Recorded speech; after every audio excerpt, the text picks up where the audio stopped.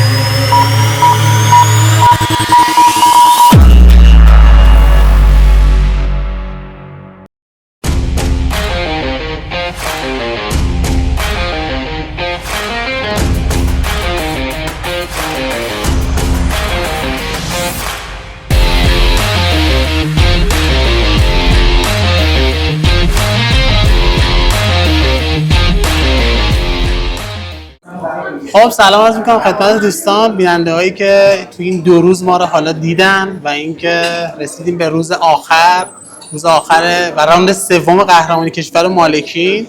در خدمت آقا محمود پورحیدری هستیم از مربیای خوب حال کشورمون و سواری حالا ایران و مربی آقا سینای غلامی. زنده باشید. حالا من یه سلام علیکی با بیننده‌هامون داشته باشید که حالا شروع کنیم. آقا سینا و آقا محمود پورحیدری هستید. بفرمایید. با سلام، سینا غلامی هستم، قهرمان رده مالکین کشور سال 1404. خیلی خوشحالم که واقعا این اتفاق قشنگ تو زندگیم افتاد.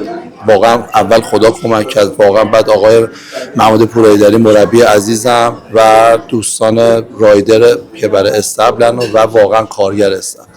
واقعا خوشحالم، نمیدونم واقعا اصلا خودم فکرشو نمیکردم که این اتفاق قشنگ تو زندگی من بیفته که واقعا امروز این اتفاق قشنگ افتاد.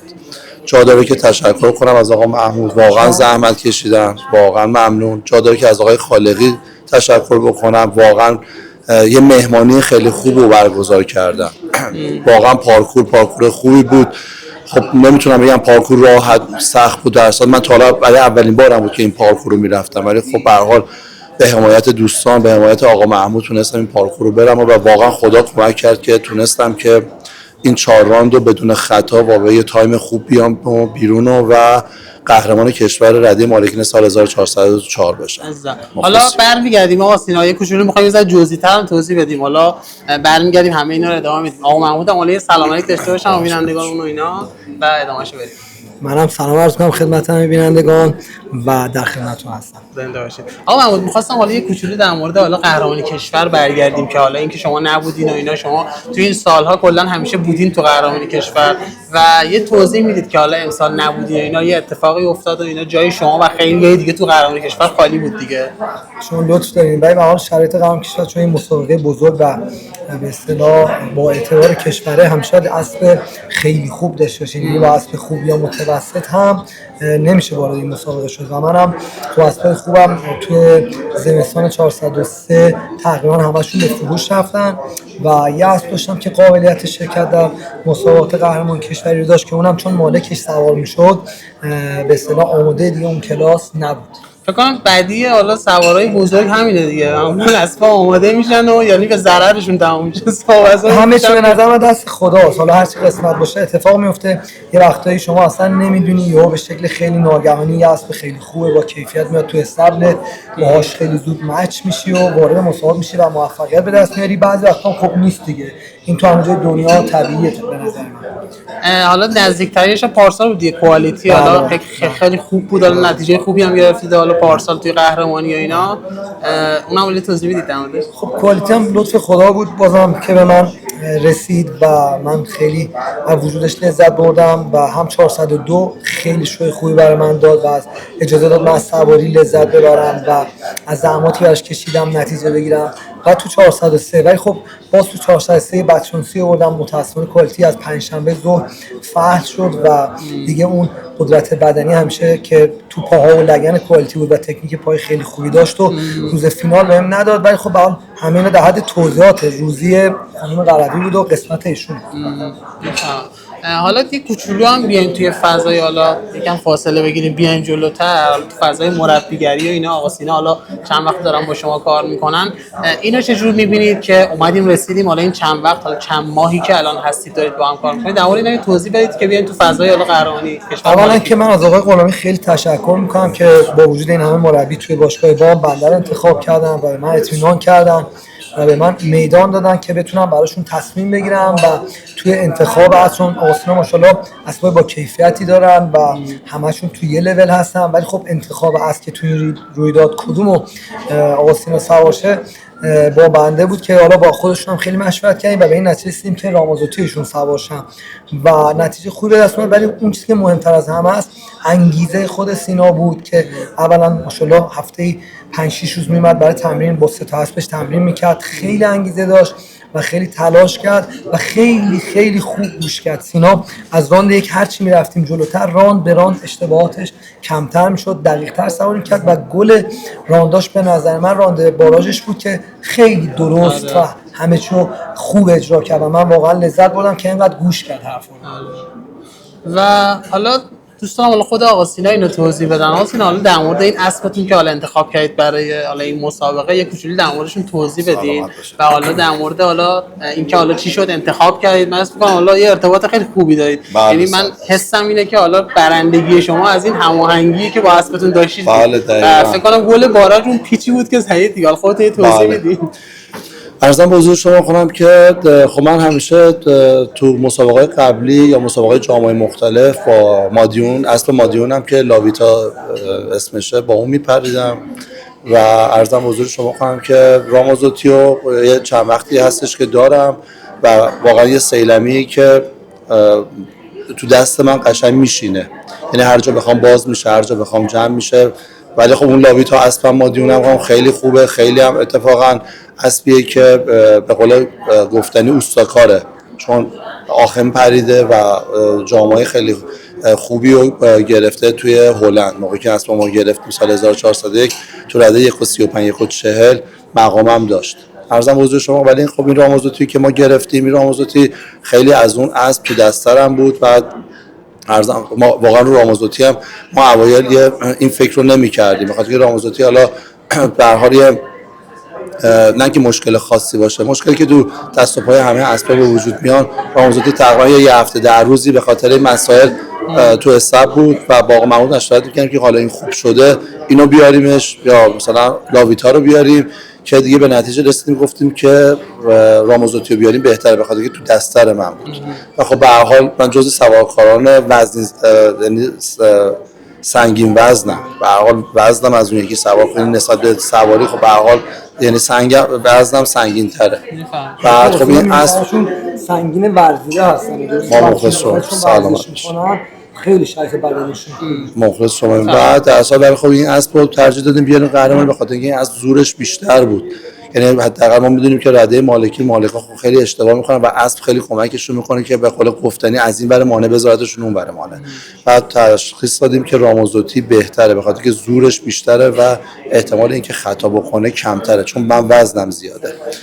بعد عرضم به حضور شما کنم که خب من تو این 4 راند همینجور میمدم جلو و واقعا به حرفای آقا محمود گوش میدادم که حالا کجا باز کنم، کجا جمع کنم. به هر حال اسب سیلمی همه میدونن که اسب راحتی نیست، همه سیلمی‌ها، چون اسب سیلمی کلا خیلی مثل مادیون به حرف گوش نمیده، یعنی مغروره و میخواد کار خودش رو بکنه. ولی به هر حال با کمک آقا محمود تونستم که به هر حال این مقامو بیارم و در صورت میگم مسابقه به نظر من تا حالا خب من تو دومین تجربه قهرمانی کشورم بود که همیشه، یعنی اون پارسالم که قهرمان کشور پیدام اون راند اول حذف شدم. خب تا حالا دیگه همینجور راند به راند که اومدیم بالا، خب مسلماً سنگین‌تر بود، در اصل پارکور سنگین‌تر. امروز هم البته حالا قبل اینکه امروز شروع بشه شما فکر کنم ششم بودی دیگه، نفر ششم، یعنی لحظه پایینی هم پایین بودی. بله نفر ششم بودم من امروز پیدام، بله نفر ششم بودم تقریبا. نه تقریبا که نه دیگه، از 28 نفر ششم بودم تو زمانی نفر ششم 22 که اومدید خودتون رسیدید به بارا. بله البته میگم لطف خدا بود، به هر حال رفتیم و واقعا نتیجه گرفتیم، میگم جای شکر داره واقعا. و زحمت خودتون بود دیگه قطعا. نه به هر حال آدم زحمت بخواد دست توی مسابقات همه چی دست به دست هم میده، اول خدا، دوم بالاخره تلاش خدا. خب واقعا من تقریبا هفته 3 روز 4 روز 5 روز من واقعا میام سواری، یعنی من برنامه زندگیمو و کاریمو یه جور تنظیم کردم که دیگه بعد از ظهر اکثرا من باشگاه حالا کلا حالا بیشتر حالا رده مالکین و معمولا حالا یه سری با بزرگسال مقایسه میکنن. حالا بزرگسال قطعا کیفیت فنی بالایی داره و مالکین حالا فقط بیشتر بخوای مقایسه بکنی، مقایسه درست نیست. ولی خب حالا آقا محمود بهتر میدونه. دوست داشتم اینو بدونم که حالا شما به عنوان اینکه حالا اول شدید توی رده مالکین، حالا این فعالیتتون چجوریه با آقا محمود، یا اینکه با اسب حالا ارتباطتون تایمی که میذارید براشون؟ نه ما تایمی که میذاریم خب واقعا آقا محمود بالا سر کار هستن و اتفاقا خیلی هم برای من تعجب داره که ایشون اصلا با موانع بلند با ما کار نمیکنن. یعنی اینش خیلی برای من جالبه که اتفاقا من با یکی دو تا از دوستام که صحبت می‌کردم گفتم که خیلی اصلا برای ما اصلا پارکوری بذاره یا مثلا موانع بلندی بذاره، مثلا 1.10 1.20 1.30 1.30 اینا رو بذاره، اصلا آقا محمود تو این مایار نیست اصلا ترینش. تقریبا قابلیتی 50 60 سانتی رو زمین رو میذاره، حالا چپ به راست دست رو عوض کن، بیا تو این لاین بیا تو اون لاین، تمریناش اینجوریه. برای خود من اتفاقا همیشه با دوستان صحبت می‌کردم تو این اولین بار جلوی خودشون دارم میگم. خود اصلا جالبه برای من که اصلا ایشون با مانع کار نمی‌کنه. میگه آقا مانع کوتاه رو رفتی چش یه متر و دید، یه متر و 20 هم می‌بینه، یه متر و 30 هم می‌بینه. یعنی یه تز خاصی داره ایشون برای خودش و تزش هم به هر حال امروز برای من نتیجه داده. به هر حال تو مسابقات جام قبلی هم که من پریدم، تو اون جام قبلی هم واقعا میتونستم به جای نفر چهارم نفر اول وایسم که خودم یه پیچو رد کردم. جام بام میگی دیگه. بله قهرمانی استان تهران میگن. قهرمانی استان تهران ببرم. قهرمانی استان تهران. بله من یه پیچو رد کردم و میتونستم که بیام و واقعا به اون مقام مطلوب برسم ولی خب نشد. یا حالا قسمت دیگه سوارکاری به هر حال واقعا دقت میخواد، واقعا صدام ثانیه‌ای همه چی. بله تصحیح کوچیک می‌کنم. درست گفتی شما استان تهران سلجان با لاویتا 4 خطا بودن. جام بام بوده. اول بشه. جام بام فراموش کردن حواسشون نبود بگیرن که تماشاشون یه ذره باز شد رفتن چهار. دقیقاً جام بام بود. دقیقاً قهرمان استان نبره جام بام بود. نه قهرمان استان منم راند اول خطا داشتم یا راند دوم رسیدم که دیگه خطا داشتم اومدم بیرون. ولی جام بام بودش که یه پیچو خب دیر گرفتم و شام نفر چهارم. به هر حال میگم سواری من 8 سال سابقه سواری دارم. خب هم تکنیک هم میتونم بگم واقعا شانس هم هست. به هر حال اسب باید حالش خوب باشه، همه چی باید میزون باشه. در صورت دیگه حالا لطف خدا بود که امروز واقعا این نتیجه رو گرفتم و اتفاقا تو من 5 آبان تولدم بعد یعنی واقعا امروز روز خیلی خوبیه. اتفاقا ظهر ما نمایشگاه داشتیم، من سر نمایشگاه اومدم بعد ارزم بزرگش واقعا روز خیلی خوبی بود. یعنی خیلی اتفاق قشنگ و خیلی اتفاق بزرگی بود برای من. یعنی واقعا اتفاق ان شاءالله قسمت همه دوستان بشه و این اتفاق خیلی قشنگو که واقعا حالا مقام حالا اولی دومی سومی کشور به هر حال نمیگم فرقی نمیکنه، فرق میکنه ولی این اتفاق برای همه دوستان بیفته. واقعا من خوشحال میشم. من جزو اون کسایی هم که واقعا دوست دارم این دوستانی که تو رده هامون دارن میپرن، چون من میدونم که چه زحمتی داره، چه هزینه‌ای داره. واقعا مالکایی که دارن تو این سیستم کار میکنن واقعا اسب هزینه داره، خیلی هزینه داره و حداقل آدم هزینه‌شو میکنه به این نتیجه برسه که حداقل یه آرامش ذهنی و فکری و روانی پیدا بکنه. میفهمم چی میگید. حالا مرسی حالا اینکه واقعا حست با ما در اشتراک گذاشتی و اینا. اما من دوست داشتم حالا شما یه کوچولو توضیح بدید که حالا اسبا رو چجور دیدید. دوست دارم حالا لحاظ فنی اینا اینکه تو رده مالکین بیشتر چی مهمه، اینکه حالا مثلا حالا سواری‌ها یه ذره بهتر بشه. حالا نمیخوایم خیلی انتقادی صحبت بکنیم ولی همین که کلیتش اینکه تو رده مالکین چی بیشتر مهمه که سوارا نتیجه بگیرن و کلا حال این رده خوب باشه. من چند تا نکته تو ذهنم داشتم، گفتم تا یادم نرفته به ترتیب با عزتون عنوان کنم. اولیش واقعا که آسینا گفتن زحمات آقای خالقی که امسال کشیدن. من چون از سال 1394 وارد بام شدم آقای خالقی رو دیدم اینجا و با هم بودیم و خیلی زحمت کشیدن و امسال دیگه اوج زحماتشون بود. شما نگاه کنید امسال از اول 404 ایشون قهرمانی استان تهران، بزرگسال، نوجوان، جوان و مالکین رو برگزار کردن. جدا از جام‌ها. بله جدا از جام‌های بام و چیزایی که داشتیم. حالا این رویدادهای بزرگ میگم. بعد قهرمانی کشور بزرگسال رو برگزار کردن با کیفیت خوب، با نظارت و تیم مدیریتی و پرسنلشون واقعا سنگ تمام گذاشتن. بعد اومدن دوباره قهرمان کشور نوجوان جوان رو برگزار کردن و آخرش هم که قهرمانی مالکین. و این کار واقعا چون من هستم تو بام دارم کار میکنم و تایم طولانی تا آخر شب اینجا هستم، میبینم که چقدر پرسنل زحمت میکشن تا همه چی خوب برگزار شه و آبرومند باشه و آقای خالقی امسال واقعا سنگ تمام گذاشتن که من اینجا واقعا ازشون تشکر می‌کنم. آنها رفتن حضوراً خدمتشون ازشون تشکر کردم. این اولین نکته بود. و نکته دوم که خیلی برای من جذاب بود و با آقای بهره ورد فکر کنم اگه اشتباه نکنم پارکورچی مسابقه تبریک میگم. بله چون که امروز فوق‌العاده با جسارت و با دقت و فنی پارکور چین، یعنی خدا رو شکر اون چیزی که توقع من مربی بود برای مالکم هم فنی چید، هم ارتفاع داد، هم سختی مسیر داد و اصلا نگران نبود که چه انتقادی ازش میشه. چون اصلا پارکورشون نگران انتقاداتن، بعضی جاها یه ذره ارفاق میکنن به سوارکارها تو هر رده سنی. چون بعضیا میگن دیگه، یکی میگه مثلا راحت بود باید بالا باشه، یکی میگه نه چقدر سخت بود. چجوری تو این داوری فوتبال مونه بالاخره یه سری‌ها ناراضی ان، یه سری‌ها راضی هستن و اصولا پارکورچی‌ها هر چی بچینن یه سری اعتراض میکنن، یه سری خوشحالن. ولی آقا مجید امروز رانده آخر رو خیلی خوب برگزار کرد، میگم هم تو ارتفاع، هم تو عرض موانع، هم توی مسیر مسابقه. اون چیزایی که میخواست تست بگیره از سوارکار اسب به خوبی تست گرفت و خیلی برای من جذاب بود. من دیشب به سینا جان، به خانم خسروانی، به آقای سرنسب گفتم که چقدر خوب میشه فردا هم فنی باشه هم بلند باشه که ما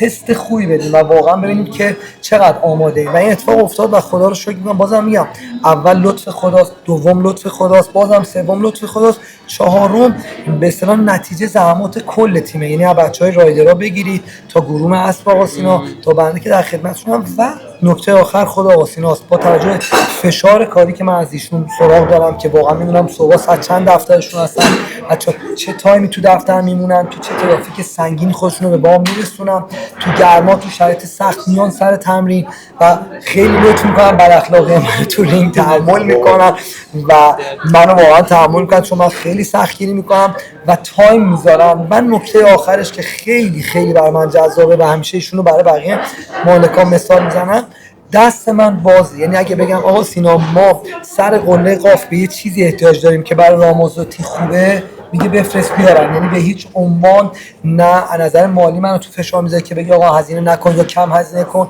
نه به لحاظ کاری بگم مثلا اصلا فلان چیز احتیاج داریم میگه آقا تهیه کنید، فلان دهنه فلان زین، هر چی ما میخوایم ایشون لطف میکنن، به من اطمینان میکنن و دست من مربی برای هزینه کردن برای اسب، برای کار با اسب بازه و اینا و لطف ایشونه.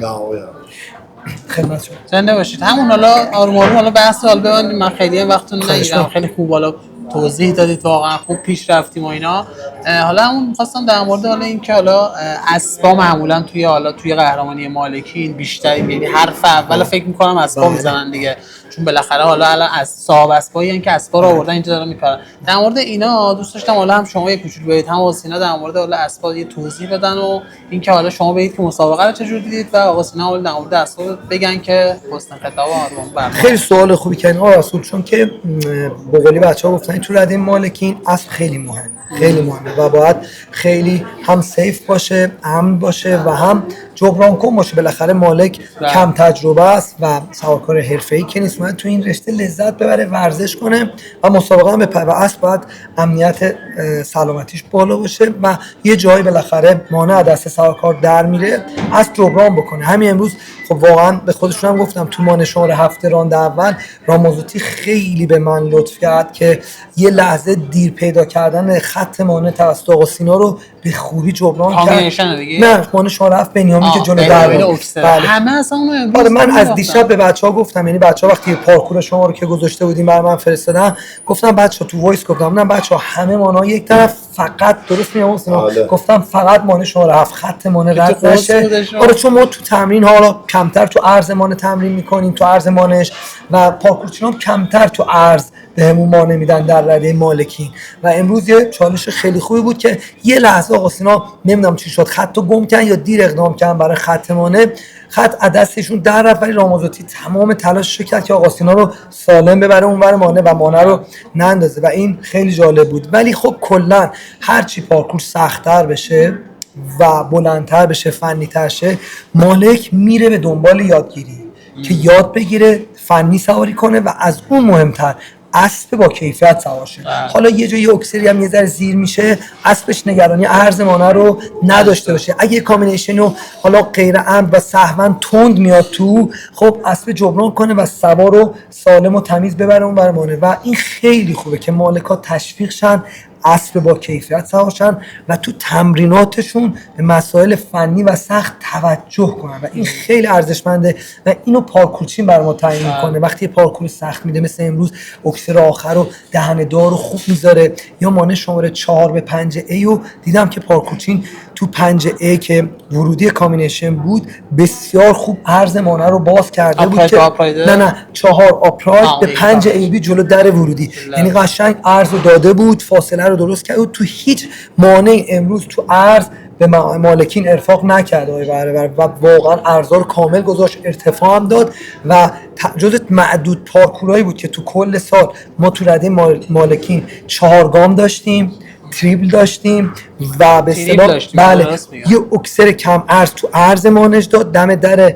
جایگاه داوران داده بود و بعد یه 4 گام لیورپول داده بود. یعنی هر آنچه میتونست کارو به نظر من برای مالکین سخت کرد. مالکین هم به نظر من همشون به خصوص تو مانع تریبل امروز خوب سواری کردن و دقت کردن و بی استرس اومدن بیرون و مجموعه کار به نظر من شیرین بود برای همه. فکر می‌کنم حالا هم دنبال اینن که حالا رده مالکین، یعنی دنبال اینن که همه مثلا میگه آقا سواری‌ها خوب بشه دیگه. من فکر می‌کنم حالا شما با هم موافقه دیگه، به نظرتون همینه، پارکور خوب تا این انگار همه رو هول میده به سمت اینکه حالا سواری‌ها رو آروم آروم به تو بر بلند مدت مثلا بهتر بکنن دیگه. ببینید یکی از حسنای پارکور خوب اینه که فرق سوارکار فنی و با تجربه و اسب خوبو از بقیه جدا میکنه. یعنی چجوری؟ اگه ایشون اسبش با کیفیت باشه، خودش هم میذاره باهوش سواری کنه، میاد به باراژ میرسه.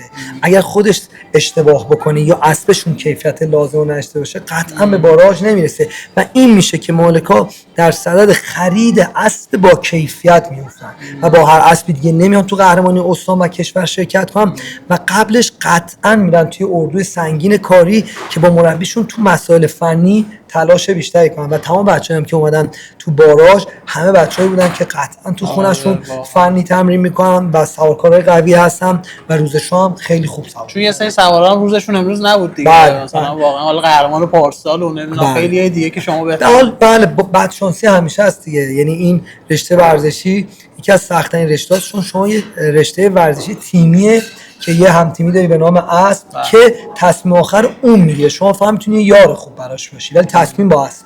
میفهمم چی میگی. اوکی. ممنونم ازتون. آقا سینا، حالا در آخرم اگه حرفی سخنی هستش، من اولی تشکر میکنم از آقا سینا عزیز که وقت گذاشتن. دست شما درد نکنه، دست شما درد نکنه. واقعا همیشه زحمت میکشید، کلیپای خوب، عکسای خوب، واقعا دستون درد نکنه. واقعا ممنون. جا داره حالا از همه بچه‌هایی که دارن واقعا عکاسی میکنن تو میدون تشکر کنید. تشکر. دست شما درد نکنه و واقعا همونجور که آقا محمود گفتن، به هر حال ما یه مالک میایم لذت ببریم. ما یه مالک رشته کاریمون سوارکاری، رشته کارمون نیست، رشته تفریحمونه سوارکاری.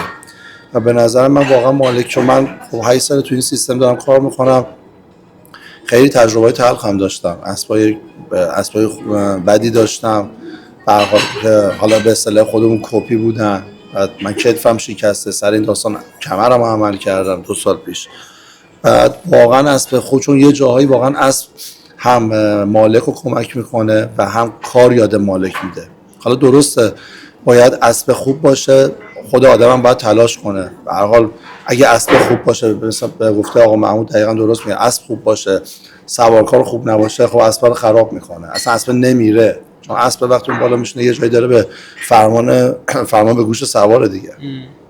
در اصل بعد خود ما مالک ها، به نظر ما اسبامون، همه ما مالک ها اکثرا میریم واسه مسابقات اسبای گرون قیمت میخریم.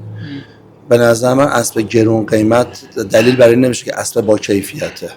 یعنی الان ما اسب داریم تو میدون که قیمتش خیلی پایینه ولی اسب خیلی با کیفیت تر از اون اسب حالا چندی میلیاردی که تو میدون داره میپره. موضوع واقعا پول نیست، موضوع اون اسب با کیفیت است. ما همه ما مالک ها میگیم آقا اون اسب خوبه که گرونه. در صورتی که من چون تو این سیستم حداقل تا الان قلوش 14-15 تا اسب داشتم، عوض کردم، رفت حالا این برنامه جابجاش کردیم، واقعا به این نتیجه رسیدن که اسب باید خوب باشه، خود آدم هم باید زحمت بکشه. چون واقعا سوارکاری همش تجربه است. هر مدلی میخوری زمین تجربه است، هر مدلی که میای مسابقه تجربه است. بعد در اصل اسب همه دوستان مالک خوب این تو این رده مالکی میان، همه اسب خوبشون رو میارن، با اون اسبی رو میارن که باهاش مچن. بله به هر حال طرف اگه یه دونه اسب هم داره میاد تو این رده، اسب خیلی خوبیه، چند تا اسب هم که داشته باشه اون اسب خوبش رو برمی‌داره میاد تو این رده. به هر حال همه دوستان سوار خوبی هم. به هر حال شانس هم دخیله. امروز ما میگیم آقا من سینا، به هر حال اول لطف خدا و آقا محمود، بعدش هم شانس هم آوردم. به هر حال نمیگم آقا شانس نیاوردیم، برای یه جایی زیر شد، دور شد. همین مانع بنیامین، خب من خط رو بد در آوردم، بعد خدا آقا محمود قبلش به من گفته آقای سینا خواهی مانع رو میای پایین، توی همون روون برو طرف مانع بنیامین، که من هر کاری کردم که تو اون به قول آقا تو اون صحبتی که آقا محمود کرد که تو اون لاین در بیارن نتونستن در بیارن و زاویه هم شد 90 درجه و راموزوتی تقریبا داشت یه جورایی بیرون از مانع میرفت، ولی خب به لطف خدا به لطف خدا دیگه اون پای خارج رو بذار و دست رو پایین بگیر، بالاخره اسب هر جوری بود و اسب تقریبا از بیرون مانع کردمش تو مانع، توی همون مانع شماره 7. همش میگم بالاخره لطف خداست و بالاخره شانس هم دخیله. به هر حال همه دوستان خوب پریدن، خب من خودم میدیدم نسبت به اون تجربه‌ای که دارم واقعا همه زحمت کشیدن، همه خوب پریدن، ولی خب شانس هم دخیله و نتیجهش برای شما خوب شد دیگه. من که آقا ممنون واقعا. مقام اول اصلا میگم ان شاءالله نصیب همه بشه، ان شاءالله نصیب همه بشه، هر کی تلاش کنه آقا به نتیجه برسه ان شاءالله. واقعا هر کی تلاش کنه اصلا تو هر زمینه کاری و ورزشی، زمینه کاری شخصیشون، زمینه ورزشی، هر کی تلاش کنه به نظر من به نتیجه میرسه. زنده باشه. قطعاً که خود شما لایقش بودین و کار خدا بود آقا، کار خدا بود. تبریک میگیم بهتون، ان شاءالله که محبت دارین، خیلی ممنون. خوب تو سواری بیفته. مرسی، تشکر و مرسی از اینکه حالا دعوت ما رو قبول کردید. نواد شما در نکنه. مرسی. در آخرم آقا محمود اگه حالا صحبتی هست شما بفرمایید. من دو تا نکته دیگه ازتون بگم و رفع زحمت کنیم. اولین نکته این که در تکمیل فرمایشات آقا سینا که درست گفتن، اولین چیزی که برای من مهمه در رده مالکین و خیلی بهش سعی می‌کنم دقت کنم سلامت مالک. یعنی هیچ چیزی برای مالکی که به حال همشون به حال تو شغلای خودشون خیلی سرشون شلوغه و مهره کلیدی شغل خودشون هستن و بعد بتونن یه لشکر آدمو اداره کنن و کارو بچرخونن. و اول سلامتی مالک و دوم خوشحالی روحی روانی مالکه که این دوتا رو ما مربی باید خیلی بهش دقت کنیم و مواظب باشیم. و نکته آخر این که از خود شما خیلی تشکر می‌کنم. من دیشبم پشتتون گفتم این کاری که کردین کار بسیار زیبایی بود و خیلی کمک میکنه به سوارکارا تو هر رده. این که شما اومدین به شکل خارجی‌ها پارکور رو گذاشتین و مسیر رو گفتین، متراژا رو گذاشتین، این کار برای من و تیم من خیلی ارزنده بود. کار نوع جدیدی بود تو ایران.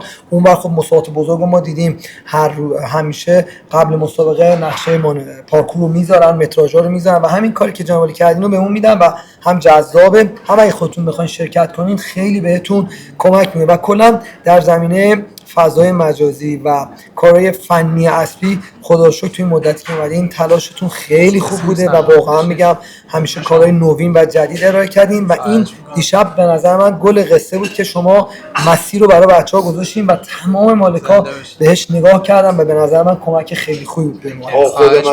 خود من حداقل 7-8 بار نگاه کردم و ما قبل که اصلا بیایم بازی مسیر از دیشب با بچه‌ها تلفنی هممون روی این مسیر خیلی صحبت کردیم. آره هم استرس بچه‌ها کم میشه، هم تمرکز میکنن و این مسیر رو حفظ میکنن. خیلی خوبه، کار خیلی شیکی بود و من واقعا شما تشکر مخلصیم. زنده باشید. حالا ما و بقیه بچه‌ها دارن زحمت میکشن، واقعا آینه ایم و باعث افتخارمونه که داریم کار میکنیم و یه عشقیه که حالا توی اسب هستیم و داریم حالا اینا رو ثبت میکنیم.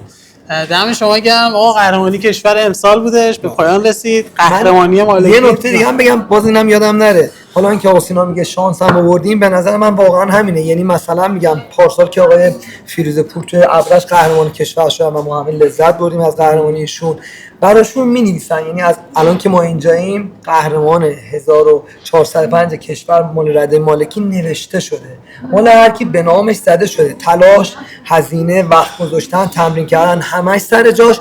اما همون مطلبی که سینا جان میگه، اون شانسی که بعضی وقتا بهت رو میکنه برات نوشتن دیگه. امسال هم برای آقا سینا نوشته بودن، نوش جونش مبارک. پایانش خوب بود دیگه. ما خیلی خوشحال شدیم و خیلی تبریک میگیم بهتون. ان شاءالله که موفقیت. مرسی از مصاحبه که تعریف خیلی ممنون. من خداحافظی کنم با بینندگان عزیز. مرسی که ما رو دنبال میکنید.